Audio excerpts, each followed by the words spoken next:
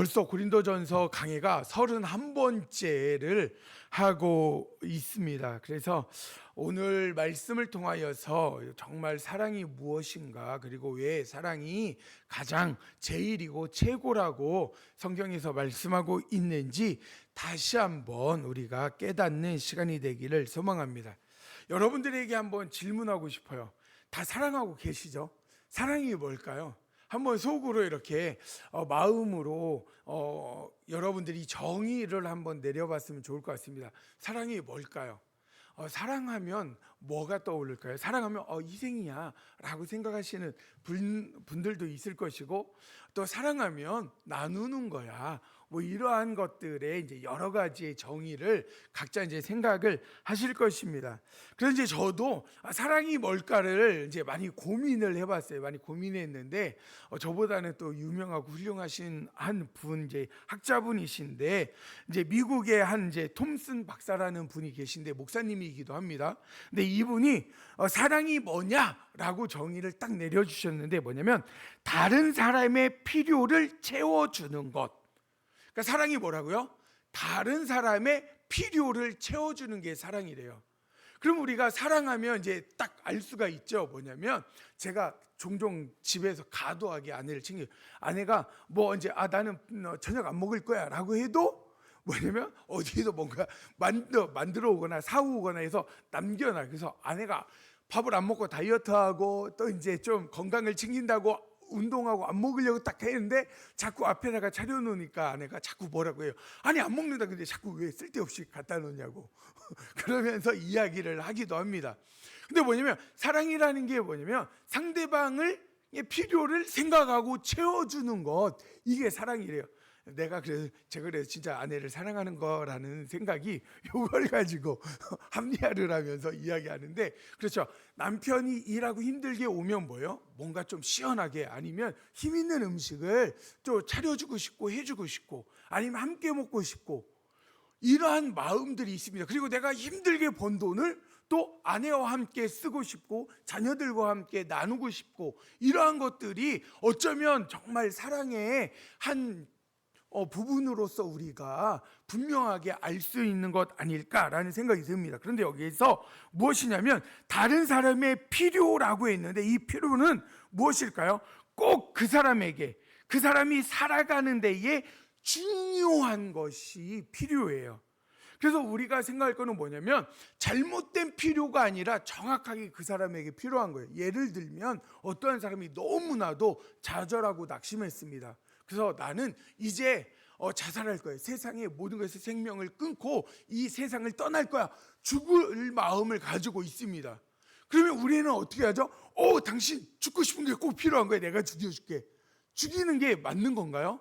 그게 아니죠. 그 죽을 마음을 가지고 있는 사람에게 무엇을 하는 거죠? 당신이 이 세상에서 꼭 필요한 존재다라는 것을 알려주는 거예요. 삶의 그래서 의욕과 그 가치를 깨닫게 해주는 것이 뭐예요? 필요해요, 필요.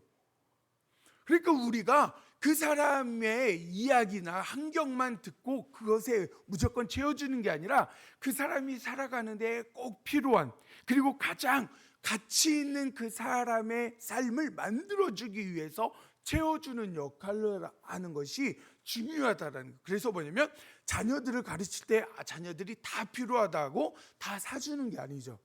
절제를 시키고 또 그 다음에 어떤 때는 매몰차게 교육시키기 위해서 자녀들의 요구를 외면할 때도 있어요.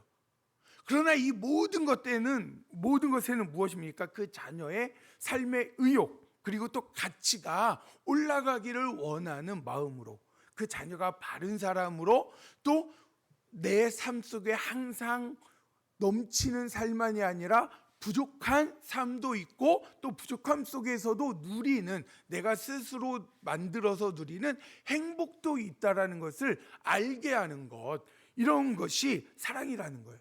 그러니까 사랑은 무엇입니까? 상대방의 필요를 채워주는 것. 그러면서 오늘에 있는 말씀에서 무엇이냐면 사랑장의 이 말씀 중에서 이제는 결론적인 부분입니다. 결론적인 부분인데, 그래서 무엇이냐면 많은 은사가 있고 능력이 있고 지식이 있지만 그것보다 더 중요한 것이 있는데 그것이 무엇이냐면 사랑이다라는. 그래서 오늘 말씀에서 보면 사랑에서 은사는 유한하나 하나님의 사랑은 영원하다라는 것을 설명합니다. 8절에 있는 말씀을 우리 한번 같이 읽어볼까요? 본문에 있는 8절 함께 읽겠습니다. 시작. 사랑은 언제까지나 떨어지지 아니하되 지식도 패하리라. 아멘. 제가 패하다라는 거에 색깔을 못 넣었어요. 넣는다고 해놓고 잊어버렸는데 두 가지가 있습니다. 한번 넘겨주시면, 떨어지다는 것은 뭐냐면 위에서 아래로 떨어지다라는 문자적인 그대로의 뜻도 있지만 성경적인 문맥에서는 뭐냐면 이 원어의 뜻에서 보면 실패하다, 파산하다, 무너지다, 효력을 잃고 폐기 처분되다 라는 의미가 있습니다. 그러니까 여기에서의 8절의 말씀이 무엇입니까? 사랑은 언제까지나 떨어지지 아니하되, 그러니까 사랑은 실패할 일이 없고 파산할 일이 없고 무너질 일이 없고 효력을 잃고 폐기 처분될 일이 없다라는 거예요. 어떠한 사랑이? 하나님의 사랑이, 다른 말로는 예수 그리스도의 십자가의 사랑이 그렇다라는 것을 이야기하는 것입니다. 그리고 또 여기에서 또 다른 하나는 무엇입니까? 예언도 패하고 지식도 패하고, 이 패하다라고 이야기를 하고 있는데, 이 패하다라는 게 뭐냐면 쓸모없게 만들다, 역할을 상실하게 하다, 그리고 무력화되다. 그러니까 어떤 물건이나 제도가 자신의 목적을 다 이루었기 때문에 자연스럽게 폐기되거나 뒤로 물러나게 되는 거예요. 그러니까 뭐냐면 여기서 패하다라는 게 쓸모없어져서 그냥 끝나서가 아니라 뭐냐면 이게 용도가 어떻게 해요? 다 끝난 거예요. 다 끝난 거, 용도가. 그러니까 예를 들어서 하면 우리가 이제 어디로 여행을 가기 위해서 하는데, 이제 우리 백유동 장로님 한번 길치라고 본인은 말씀하시지만 한 번 가신 길은 다 기억하고 계세요. 근데 저는 한 번 가고 두 번 가고 세 번 가도 기억을 못 해요.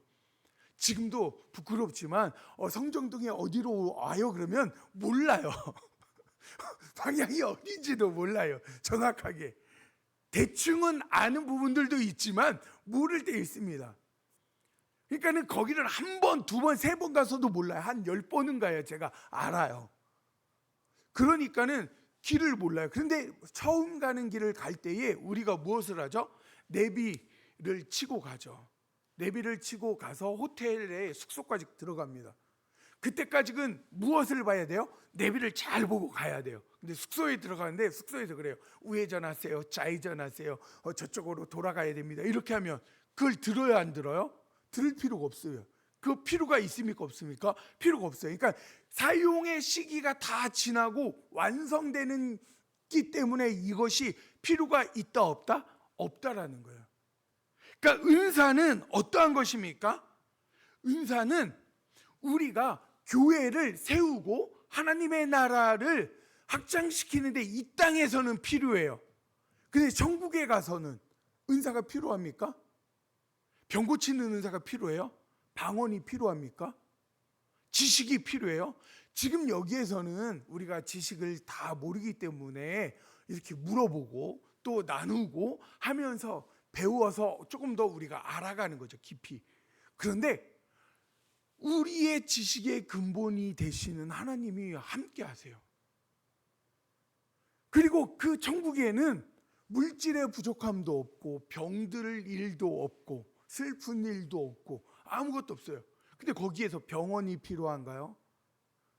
아니면 방언이 필요한가요? 아무것도 필요 없는 거예요. 그래서 뭐냐면 은사도 패한다라는 건 그 일을 다 했다는 거예요. 완성했다는 거예요, 완성. 그래서 10절에 있는 말씀을 우리 한번 같이 읽어볼까요? 10절에 있는 말씀인데 본문에 있는 10절 말씀 함께 읽겠습니다. 시작. 온전한 것이 올 때에는 부분적으로 하던 것이 패하리라. 온전한 것이 뭐냐면 최종 목적지에 도달해 완성된 것. 그러니까 은사는, 지식은, 우리의 정말 하나님이 주시는 능력은 뭐가 필요한 거죠? 우리가 하나님의 나라에 들어갈 때까지만 필요한 거예요. 내비게이션 보는 것처럼. 그 숙소에 도착하면, 우리의 목적지에 도착하면 그 길의 내비게이션은 필요가 없어요. 그러니까 우리의 신앙의 모습은 어떻습니까? 혹시 목적지에 도착하면 사라질 그 지도와 내비게이션에 목숨을 걸고 있는 것은 아닙니까? 정작 영원히 남을 사랑은 내팽개치고 싸우고 있는 건 아니에요? 오른쪽 길로 가는 게 맞다, 왼쪽 길로 가는, 오른쪽 길로 가도 나오고 왼쪽 길로 가도 나오는데 서로 여행해서 최종 목적지로 가서 행복하게 사는 게 중요한 거잖아요. 행복하게 하루를 보내는 게 중요한데 오른쪽 가는 게 맞다, 왼쪽 가는 게 맞다 싸워요. 5분 늦게 가면 어때요? 그게 중요한 게 아닌데, 그거로가 아니라 서로 함께하고 행복한 시간을 나누는 것이 중요한 거예요. 그런데 우리는 무엇에 목적에 두는 거예요? 조금이라도 빨리 가려고. 5분 더 빨리 가서 뭐 하려고요? 10분 더 빨리 가서 뭐 하려고요? 그냥 저녁 먹는 건 똑같고 잠자는 거 똑같고, 그래 약간 5분 10분 늦어지는 거에 우리는 어떤 거가 있죠? 목숨 걸고 그거 가지고 싸워요, 서로. 그래서 서로 기분 팍 상해가지고 즐거우려고 여행을 떠났다가 호텔에서 무엇하죠? 아무 말도 안 해요. 그리고 밥은 어떻게 해? 그래 대충 가고, 그래서 원래 맛있는 집을 정해놨는데 거기도 안 가요. 가까운데 그냥 가서 대충 먹고 와요. 이게 뭐예요 이게? 왜 그럴까요? 별것 아닌 거에 우리가 무엇을 하는 거죠? 목숨 거는 거예요, 목숨을. 여러분들에게 방언이 정말로 뛰어날 수 있습니다. 또 병 고치는 은사 능력이 여러분들 안에 넘쳐날 수 있어요. 여러분들에게 음악성이 뛰어날 수 있습니다. 여러분들에게 지식이 풍부해서 어떤 사람보다도 정말 똑똑하게 말을 잘하고 잘 알려줄 수 있어요. 그러나 하나님 나라의 최종의 목적을 가지고 있는 우리에게는 그것이 가장 중요한 게 아니라는 거예요. 그것보다 더 중요한 것이 무엇입니까? 하나님의 사랑이라는 거예요. 이 지식, 은사 이런 거는 유통기한이 있다라는 거예요. 하나님 나라에 도달하면 그 모든 것이 폐기된다라는 거예요. 유통기한이 지나서. 그런데 그것 때문에 목숨 걸어서 그걸로 다른 사람을 상처 주고 다른 사람들의 마음을 아프게 하고 그 일로 우리의 사랑을 무너뜨리고 깨뜨리는 하나님의 교회를 흔드는 일들을 한다면 무엇이죠? 아무것도 아니라는 거예요, 성경에서. 그것을 오늘 말씀하고 있는 거예요. 그래서 여러분들 혹시 정말 사랑하에서 함께 살 때에도 그게 중요한 게 아니에요. 저도 지금도 아직도 부족하긴 해요. 왜냐하면 사람이 감정이 욱할 때가 있거든요. 계속 저도 욱을 되게 잘해서 감정적일 때가 되게 많아서. 근데 그게 중요한 게 아니에요. 그냥 조금 기분 나쁘면 어때요? 그냥 알았어 하고 안 싸우면 그냥 하루가 계속 행복해요. 그런데 그 조그만 거 양보하기 싫어가지고 싫은 소리 세게 하고 하면 어떻게 할까요? 저녁 내내 불편한 거예요. 저녁 내내. 우리가 신앙생활에서도 마찬가지라는 겁니다. 하나님이 우리에게 주신 것은 교회의 덕을 세우고 교회를 하나님의 사랑으로 더 풍성하게 하기 위해서 하는 일인데, 내가 가지고 있는 일이 너무 중요한 거예요. 내 만족에 너무 집중되어 있습니다. 그러다 보니까 다른 사람들을 둘러보질 않아요. 어떤 교회는 찬양을 하는데 음향이 조금 하나가 다 마음에 안 들고 신경 쓰이는, 너무 거기에 매몰되니까 뭐예요? 다른 사람들이 너무 힘들어요. 찬양팀이 힘들고 음향하는 분이 힘들고, 또 앞에서 이렇게 찬양하는데 이제 찬양 같이 하시는 분들이 불안해요. 언제 틀리면 또 우리 리더자분이 이렇게 레이저를 쏘면서 할까? 제가 아는 이제 목사님들 이렇게 보면은 너무 잘 되니까 틀리면 딱 쳐다봐요. 그러면 움찔움찔해 아는 그런 거예요. 그러면 그거를 그냥 이렇게 딱 쳐다보고 그냥 이렇게 하면 되는데 하면서 막 웃고 하니까 전교인이 다 알아요. 이분이 틀린 거, 약속된 그 음악대로 가지 않은 걸 다 아는 거예요. 그렇게 하다 보니까 뭐예요? 하나님을 바라보는 것이 아니라 그분을 바라보고 그분의 기분을 살펴요. 그게 온전한 것일까요? 그렇지 않다라는 겁니다. 이 모든 것은 다 뭐예요? 도구예요, 도구. 하나님 나라를 풍성하게 하기 위한 도구인데 그 도구에 우리가 너무 집중하고 그것에 매몰되어 있다 보니까 진정한 사랑, 더 큰 하나님의 놀라운 풍성한 일들을 바라보지 못하고 내 이기적인 욕심만을 채우며 살아가는 경우들이 있습니다. 사역은 사라져도 그 사역을 하면서 성도들과 나누었던 사랑은 영원히 남습니다. 그래서 여러분들에게 주신 사명, 지금은 사명이 있지만 천국 가면 사명이 있을까요? 사명 없어요. 사라져요. 사역 있을까요? 사역 사라져요. 여러분들 음악성 막 여기에서는 제가 너무 부러운 모습들이지만 천국 가면 없다니까요. 여러분들 악기 잘 들어도요, 지금 여기 세상에서만이지 저기 가면 없어요. 그래서 저는 당당할 수 있습니다. 그래, 여기 평생 80년 동안 100년 동안만 자랑해라. 천국 가면 자랑도 못할 것이다. 그래서 위안을 삼습니다. 외모, 그래, 잘생긴 거 그래, 자랑해라. 100년 뒤에는 너나 변화되어서 서로 잘생겼다라고 이야기하면서 살 거다. 그러면서 생각하면서 사는 거예요. 다 유통기한이 있다라는 거예요. 오직 무엇만 유통기한이 없다고 이야기하는 겁니까? 사랑만. 그렇기 때문에 여러분들 어떠한 것이 있습니까? 온전한 것이 있으면, 온전한 것이 오면 다른 부분적인 것들은 다 사라지고 없어진다라는 겁니다. 그리고 또한 우리가 11절에 있는 말씀을 우리 한번 같이 읽어볼까요? 그래서 11절에 있는 말씀을 함께 읽겠습니다. 시작. 내가 어렸을 때에 말하는 것이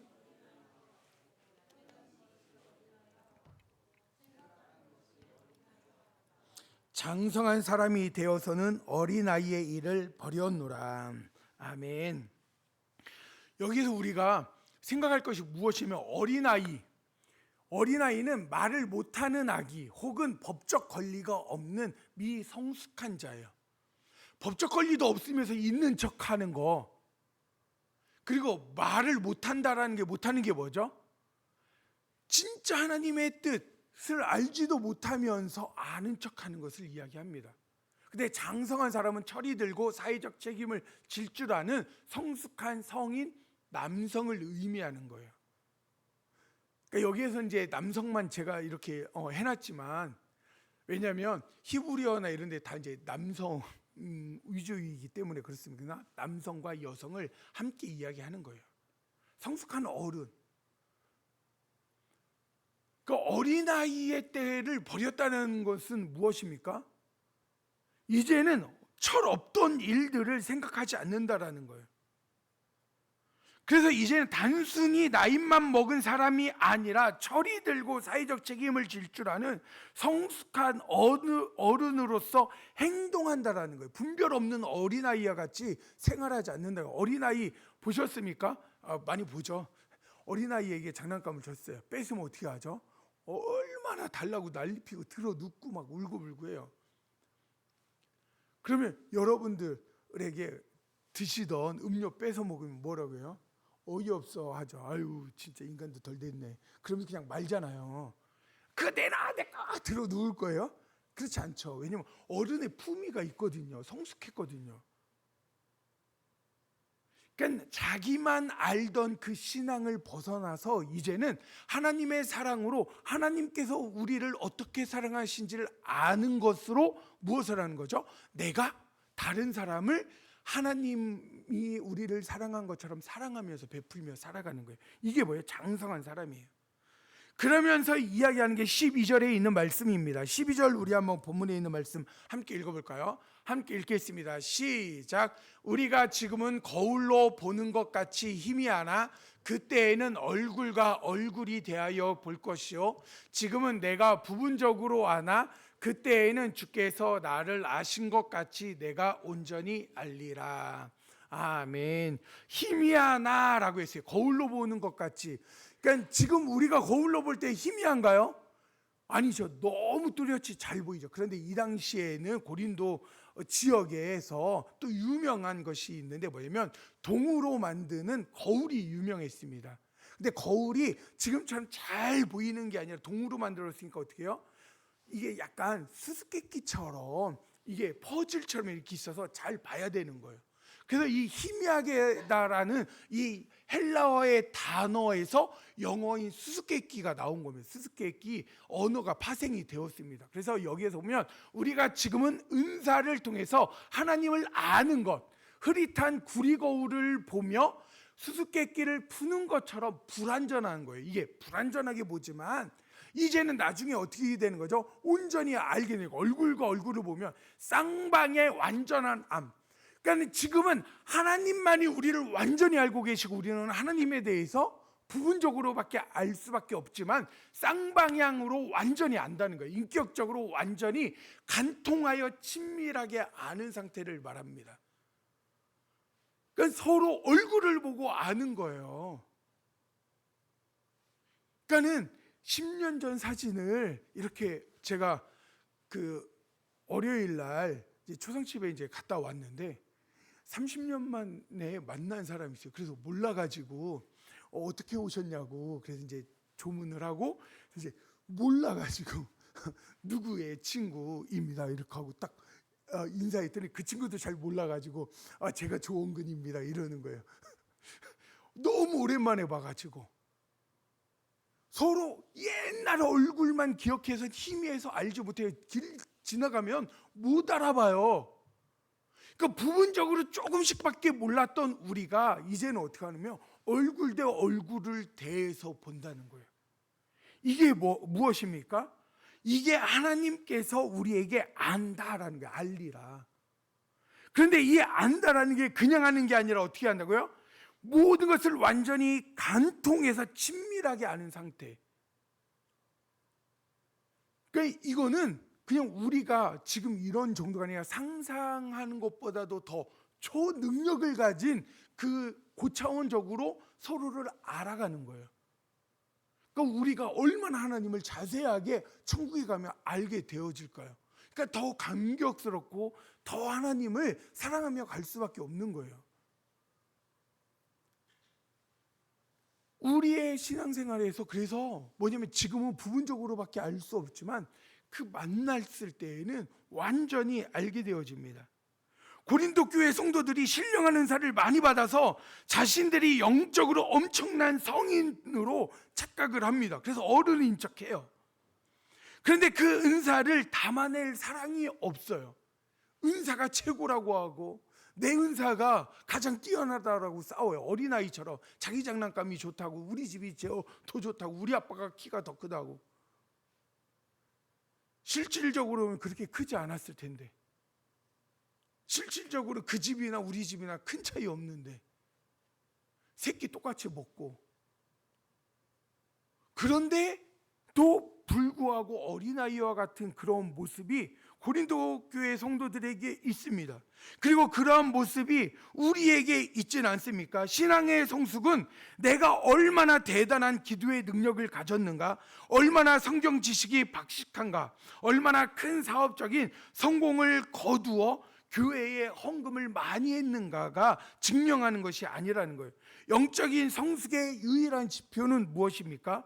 내 안에 사랑이 자라고 있는가, 내 안에 그리스도의 사랑이 있는가, 그리고 내가 그리스도의 사랑으로 행하고 있는가요. 우리가 이 땅에서 은사를 통해서 맛보는 지식은 아무리 대단해도 수수께끼처럼 흐릿하다라는 겁니다. 다른 말로 무엇이죠? 퍼즐의 한 조각밖에 보지 못하는 거예요.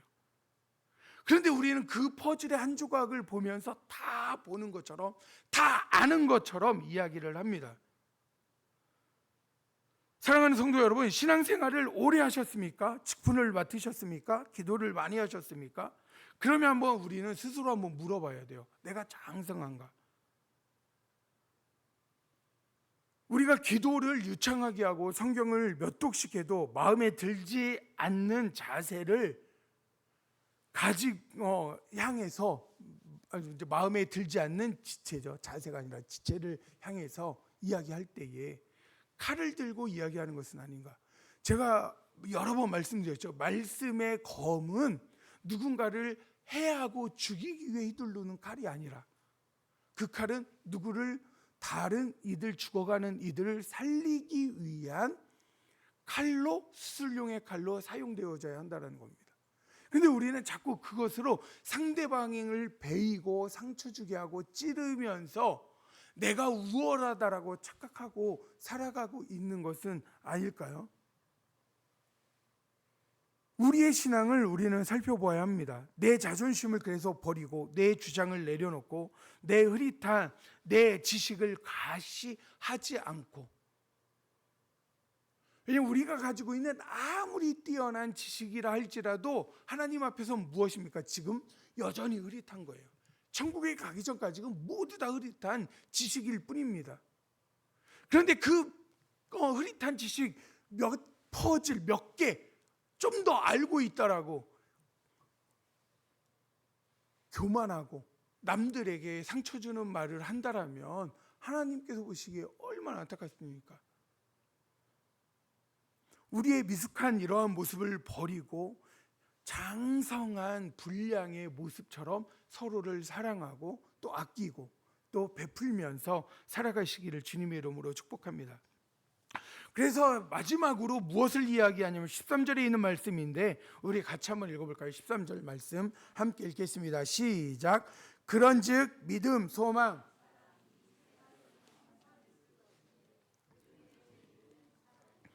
아멘. 항상 있고 제일이라고 되어 있죠. 항상 있는다라는 게 뭐냐면 변하지 않고 머물다예요. 넘겨주시면 그 항상 있다는 게 변하지 않고 머물다, 세월의 풍파를 견디고 끝까지 살아남다. 무엇이요? 믿음, 소망, 사랑이. 이 믿음, 소망, 사랑은 변하지 않습니다. 그리고 끝까지 우리와 머물러 있대요. 그리고 어떠한 어려움 속에서도 살아남는 것이 무엇입니까? 믿음, 소망, 사랑이에요. 그리고 이것이 그 중에서 그리고 제일이다라는 것은 뭐냐면, 제일이다라는 게 뭐냐면 가장 크다라는 의미예요. 가장 커. 그러니까는 뭐냐면 그냥 사랑이야라고 오직 사랑이야가 아니라 이 세 가지가 가장 영원토록 있지만 그 중에서 제일 큰 것, 크다는 것, 큰 것을 이야기합니다. 그래서 단순히 순서상 1등이라는 뜻을 넘어서 가장 위대하고 다른 모든 것을 포함하고 완성하는 본질적인 것이에요. 이거를 무엇으로 볼 수 있냐면 사랑하는 상대를 보면 알아요. 특히 부모님들이 자녀들을 할 때에 남들이 볼 때는 저 자녀 많이 부족해요. 남들이 볼 때 아유 진짜 저런 애를 누가 데리고 가서 살까. 그런데 그런 사람을 그렇게 이야기하고 아유 능력도 없고 아무것도 없고 뭐 그렇게 인물도 없고 이렇게 이야기합니다. 그런데 그러한 상황 속에서도 부모님은 그 자녀를 어떻게 할까요? 제가 이야기했죠. 저희 어머니가 저보고 잘생겼다고 다른 사람한테 우리가 잘생긴 둘째 아들이라고. 다른 사람들은 다 잘생겼다는 말 절대 하지 않아요. 그래서 말씀드렸죠. 사모님들도 딸이 있으면 사이 삼고 싶다고 자기 딸이 있는 거 알면서 딸 없는 척 연기하면서 거짓말 여러 번 해서 사기당한 적이 수도 없이 많습니다. 그런데도 불구하고 부모님은 자녀를 보는데 뭐냐면 그 못된 짓 했던 그리고 정말 잘못했던 모습들을 안 봐요. 무엇만 보냐면 잘했던 것, 그리고 잘하지 못했어도 앞으로 잘할 것이라고 믿어요. 그래서 뭐냐면 부모님은 그 자녀에게 소망을 갖습니다. 이 아이가 나중에는 멋진 사람으로 클 거라고. 그리고 그 소망이 어디에서 비롯됩니까? 사랑에서 비롯돼요. 그렇기 때문에 자식이 맨날 거짓말해도 부모님 어때요? 속아 넘어가요. 왜요? 믿기 때문에. 근데 왜 믿어요? 왜 그 자식을 왜 믿을까요? 세상 사람들이면 그거보다 더 잘 만들어서 얘기해도 여러분들 안 믿잖아요. 근데 자식이 말도 안 되는 소리를 해도 믿어서 사기당하고 속임당하고 빼앗기고 호주머니에서 지갑 열어서 용돈 주고. 왜 그럴까요? 사랑하기 때문에 무엇을 하는지요? 믿는 거예요. 사실 남들이 보면 별 볼 일 없죠. 그런데 부모는 어떻게 해요? 아들을 너무 사랑하기 때문에 아들의 말을 믿어줍니다. 아들을 너무 사랑하기 때문에 아들이 엉망진창으로 살아가도 그 안에서 소망을 두고 소망으로 바라봐요. 그러니까는 믿음과 소망 중에 소망이 우리에게 너무나 크고 희망적이고 행복한 꿈을 꾸기도 하지만 그 모든 것에는 무엇이 있어요? 사랑의 기준이 있어야만 그게 가능한 거예요. 사랑이 없으면 안 믿어요. 그렇기 때문에 사랑이 이 세상에서도 살아갈 때 크지만 또 성경적인 오늘의 말씀에서는 왜 제일이라고 이야기할까요? 우리가 믿는 대상이 누구죠? 예수 그리스도. 자, 믿음을 가지고 이 땅을 살아내야 돼요. 끝까지 믿음을 지켜야 어디에 가죠? 천국에 가요. 그래서 믿음을 가지고 무엇을 바라보는 거죠? 소망으로 천국을 바라봐요. 그런데 천국에 가면 이제 믿음이 필요 있나요? 믿음 필요 없죠. 내가 원하고 바라던 그 천국 이제 소망할 필요 없잖아요. 이루어졌잖아요. 그러니까 소망도 필요 없어요. 그런데 무엇은 필요한 거죠? 사랑. 하나님께서 사랑이시라 말씀하셨고 그곳에서 더 큰 사랑으로 함께 나누는 거예요. 그러니까 그 천국에서는 무엇만 남는 거죠? 사랑만이 남습니다. 그래서 사랑이라는 것이 영적인 가치에서 영원히 지워지지 않고 주님의 나라 안에서 그대로 보존되어지는 것이 사랑이기 때문에 사랑이라고 이야기를 하는 것입니다.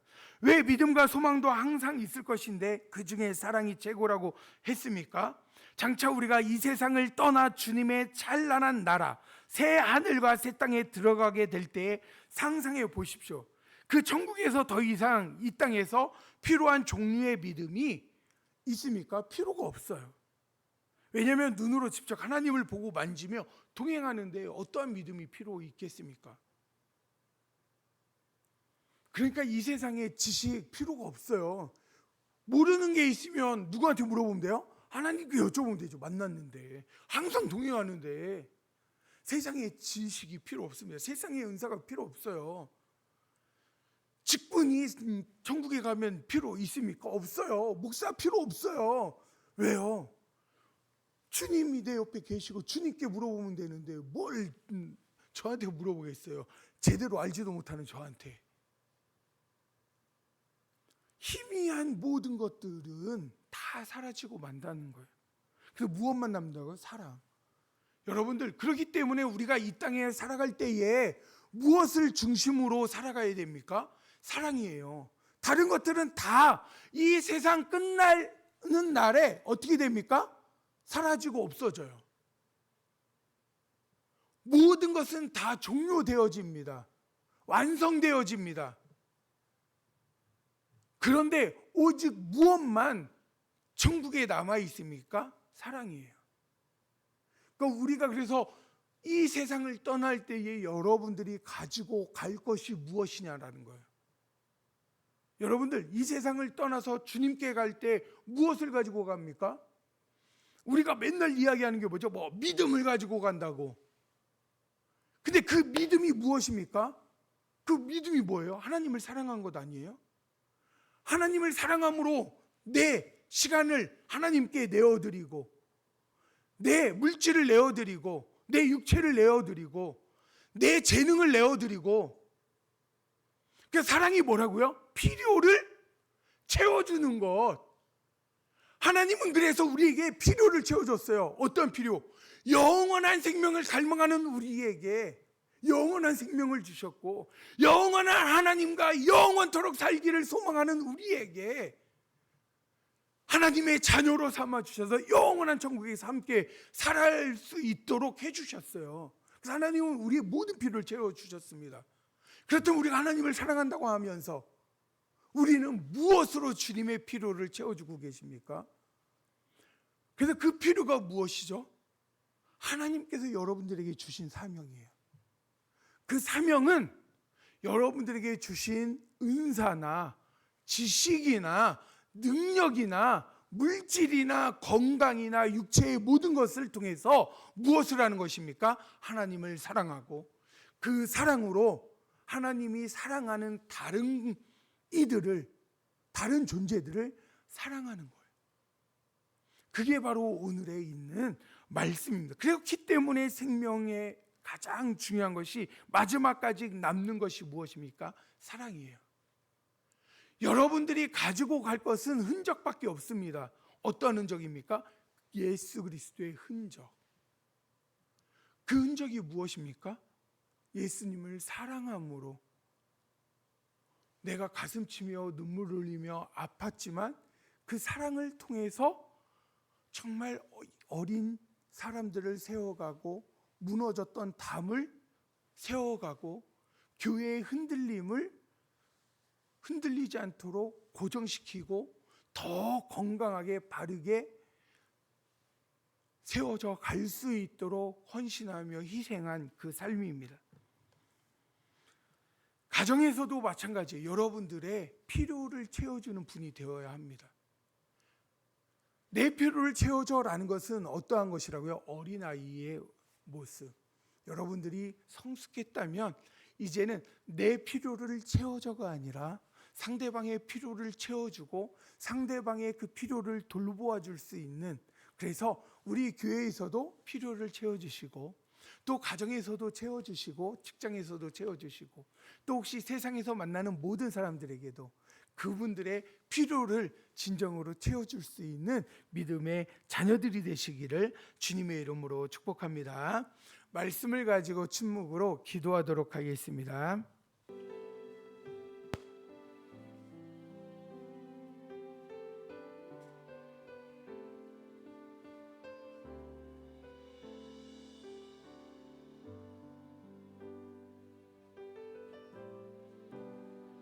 나의 주님께